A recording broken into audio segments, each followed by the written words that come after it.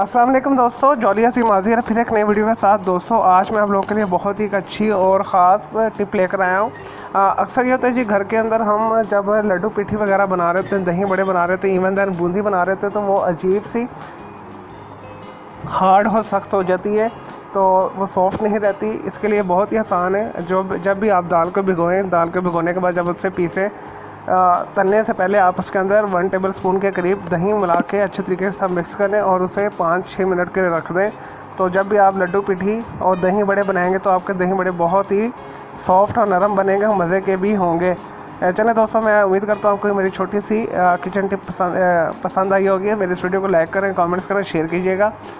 मेरे दूसरा चैनल है ग्राफिक्स एंड आर्ट्स का कलर क्लाउड के नाम से, उसे भी सब्सक्राइब कर लें और मेरे दोनों चैनल के बेल आइकॉन को जरूर क्लिक कीजिएगा ताकि आपको लेटेस्ट अपडेट्स और नोटिफिकेशन मिलते रहें। ओके जी, अल्लाह हाफिज़, टेक केयर।